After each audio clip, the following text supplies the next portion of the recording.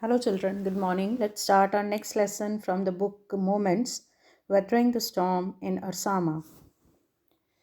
The cyclone that hit Orissa in October 1999 killed thousands of people and devastated hundreds of villages. It's a story about, not actually, it's not a fictional story, it's a real story about the cyclone that hit Orissa in 1999. Because of the cyclone, thousands of people were killed, and the cyclone destroyed hundreds of villages. For 2 dreadful nights, Prashant, a young man, was marooned on a roof of a house. He was all alone. He was left alone on the roof of a house, and on the third day, he decided to go to his village. Did he find his family? Let's see that. On October 27, 1999, 7 years after his mother's death, Prashant had gone to the block headquarters of Arsama, a small town in coastal Orissa, some 18 kilometers from his village, to spend the day with a friend. After 7 years of his mother's death, Prashant had gone to Arsama, a small town in coastal Orissa, some 18 kilometers from his village to spend. He went there to spend a day with his friend. In the evening, dark and menacing storm quickly gathered. In the evening, there was dark and naughty storm, in the sense heavy storm quickly gathered. There was a storm. Winds beat against the houses with a speed and fury that Prashant had never witnessed before. Prashant had never seen. Here, fury is anger. Actually, it's not anger, it's about the speed, the way the wind was blowing. He had never seen it before. Heavy and incessant rain filled the darkness. Heavy and continuous rain. Incessant means continuous. Rain filled the darkness, and ancient trees were uprooted. And because of this, the trees were uprooted. The rain was heavy and continuously it was raining. And because of this, the ancient trees were also uprooted because of the high speed of the wind. Screams rent the air as people and houses were swiftly washed away.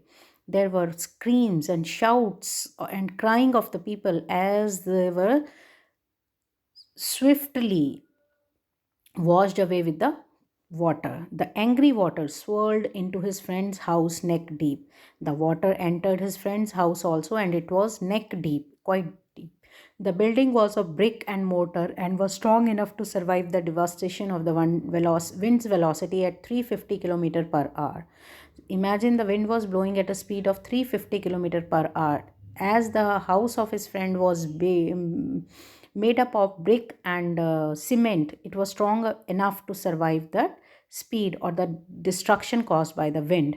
But the cold terror of the family grew with the crashing of the trees that had got uprooted and fallen on their house sometime in the middle of the night, damaging its roof and walls. But the family was terrified on having the idea that if the trees which were in their surrounding of the house, if they are uprooted and fall down on the roof and the walls, it may cause a damage to the house. The crazed destruction wrought by the cyclone and the surge of the ocean continued for the next 36 hours, although wind speeds had reduced somewhat by the next morning. For next 36 hours, the destruction caused by the cyclone and the water of the ocean, actually here the water of the surge of the ocean means the level of the water continued increasing for next 30 hours, though the speed of the wind has reduced somewhat, but it was raining continuously, so there was an increase in level of water. To escape the waters rising in the house, Prashant and his friend's family had taken refuge on the roof. As the level of the water was increasing in the house, so they all had gone to the roof. Prashant will never forget the shock. Prashant will never forget the shock.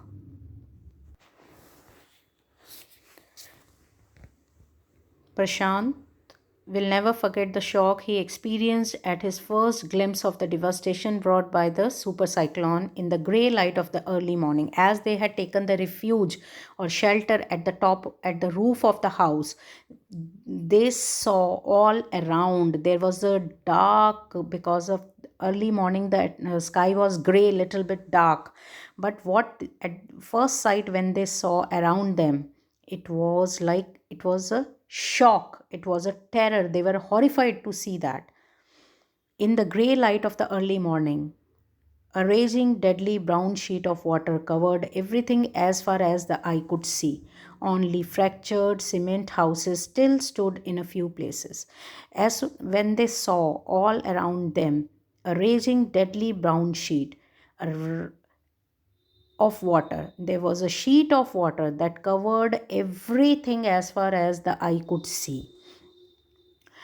Only the houses were seen. Fractured houses means broken houses were still stood at some places. Bloated animal carcasses and human corpses floated in every direction.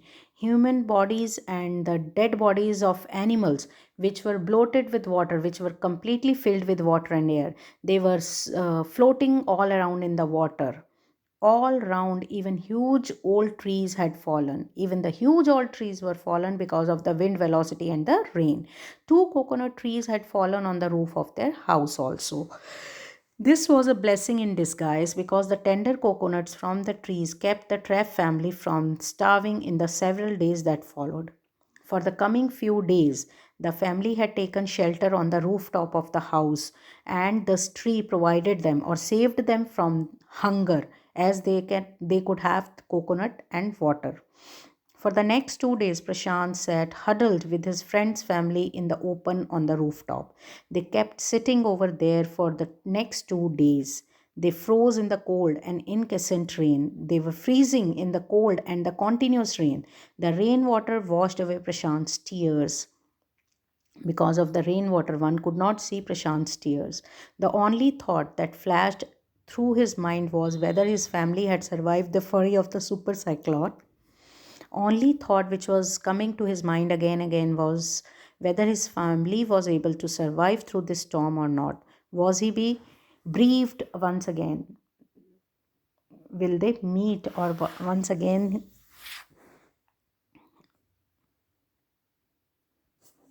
will he be briefed once again? Will he be left alone once again? 2 days later, which seemed to Prashant like 2 years, the rain ceased. After 2 days, the rain stopped and the rainwater slowly began to recede, slowly began to come down. Prashant was determined to seek out his family without further delay. He decided to go and look for his family without any delay. But the situation was still dangerous, and his friend's family pleaded with Prashant to stay back a little longer. The friend's family requested him to stay there with them a little longer, but Prashant knew he had to go. But he had decided to go. He equipped himself with a long, sturdy stick and then started one on his 18-kilometer expedition back to his village through the Solan flood waters. He took with him a long, strong stick and then started 18-kilometer journey back to his village through the flood water which was everywhere.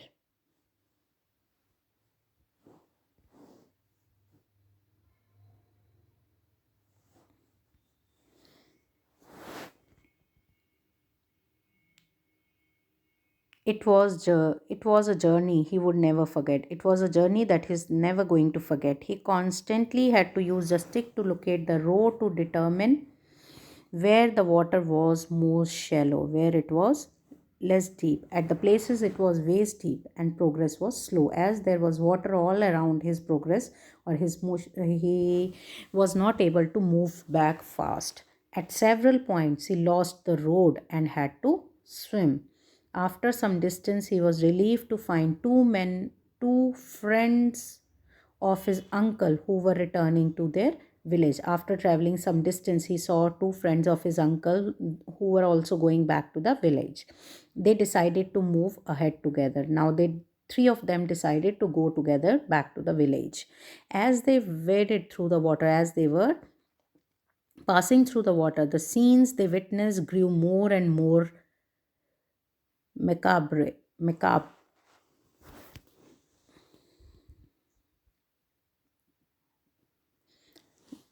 As they were passing through the water, as they were swimming through the water, what they saw on their way had really made them more and more grim.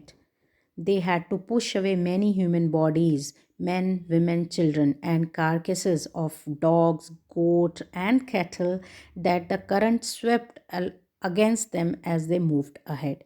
As they moved ahead, they have to push away the dead bodies of men, women, and children, and also of dogs, goats, and cattle that had those bodies which were flowing or floating along with the water current. In every village they had passed, they could barely see a house standing. Hardly there was any house which could survive the devastation caused by the cyclone. Prashant now wept out loud and long. He was sure that his family could not have survived this catastrophe, this devastation, this destruction. His family couldn't have survived. Eventually, Prashant reached his village, Kalikuda. The name of his village was Kalikuda. His heart went cold. Where their home once stood, there was only remnant of its roof. Once there, the place where his home was, now there were only the remaining parts of the roof. Some of their belongings were caught, mangled, and twisted in the branches of the trees, just visible above the dark water. Some of the belongings he could see what he had in his house. He could see those things were just got twisted and tangled into the branches of the trees. Young Prashant decided to go to Red Cross shelter to look for his family. He decided to go to Red Cross shelter to look for his family. Among the first people he saw in the crowd was his maternal grandmother. Weak with hunger, she rushed to him, her hands outstretched, her eyes brimming. Brimming means overfilled with the tears. It was a miracle. It was just a miracle. They had long given up for him for dead. They had considered or they had thought that Prashant was not able to survive the cyclone and they had assumed him to be dead. Quickly, word spread and his extended family gathered around him and hugged him tight in relief. Prashant anxiously scanned the motley, battered group. He saw the group, his brother, sister, his uncle, aunt, they all seemed to be there. When he saw quickly, with a blink of his eye, he simply, you can say, scanned the group who was there. Actually, why did he scan? He scanned just to see who has survived this cyclone.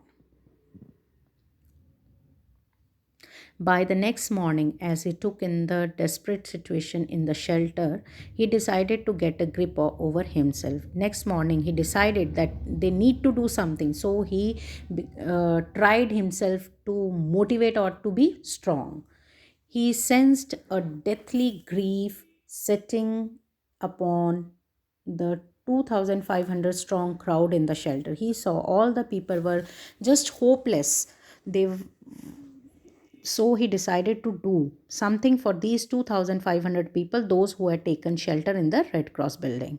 86 lives were lost in the village. All the 96 houses had been washed away. It was their fourth day at the shelter. So far, they could survive on green coconuts, but there were too few to go around such a tumult of people. For such a huge crowd of people, these coconuts were not enough. Prashant, all of the 19 years, he was 19 years old by the time, decided to step in as a leader of his village. So he decided to do something and decided to be a leader.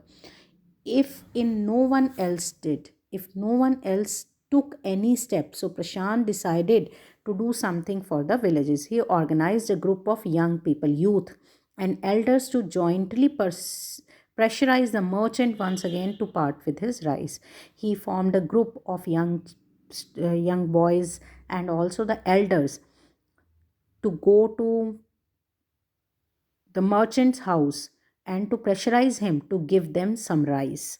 This time, the delegation succeeded and returned triumphantly, wading through the receding waters with food for the entire shelter. This time, when they pressurized the merchant gave them, they were happy on their victory.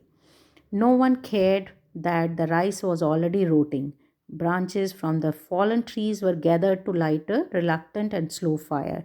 The fire, as the branches were wet, so reluctant fire means it was not ready to burn, and slow, on which the rice were cooked. For the very first time in 4 days, the survivors at the cyclone shelter were able to fill their bellies.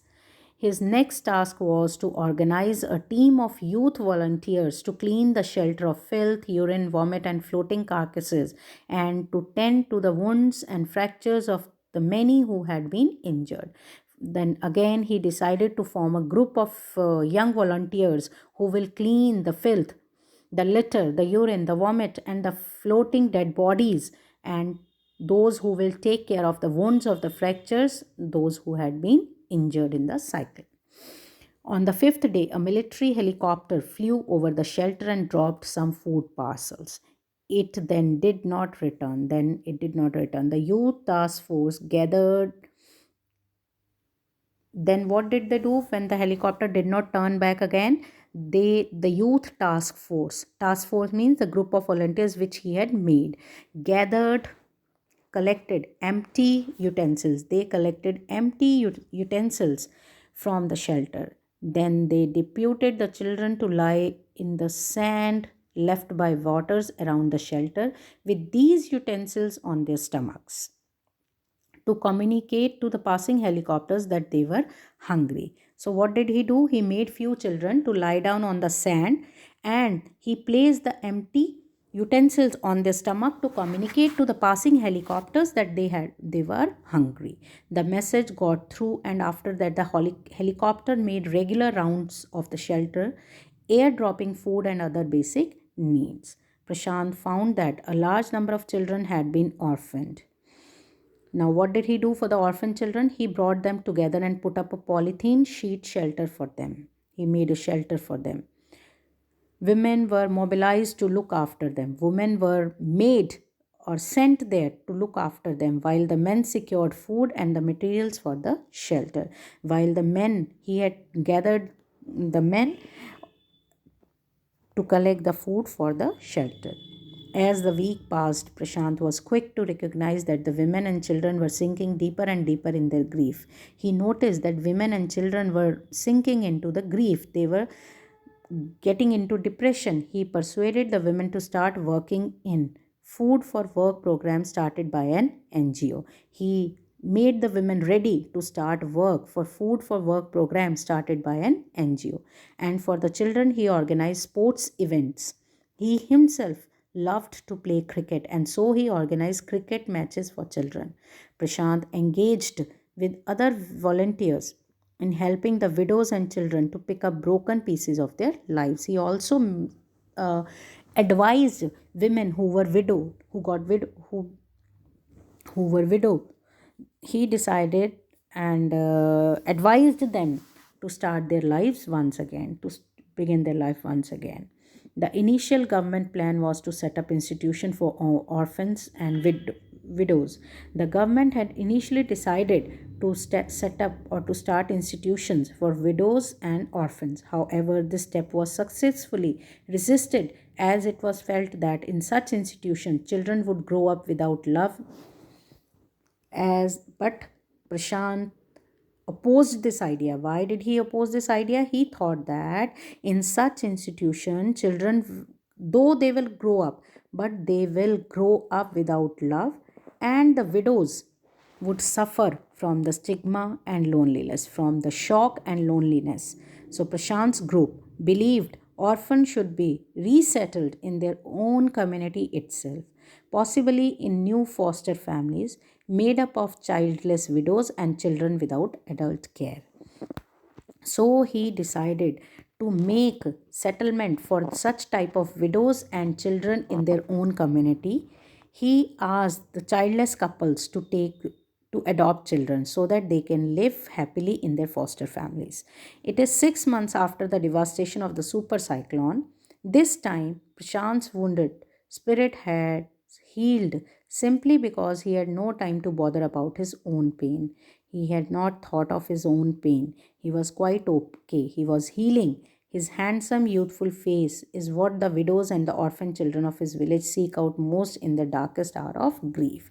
People seek or looked for his face in the difficult time, on the difficult time of pain and grief and hopelessness. They wanted to see him, they wanted to talk to him. So because of this, he almost forgot his pain. That's all, children. Thank you.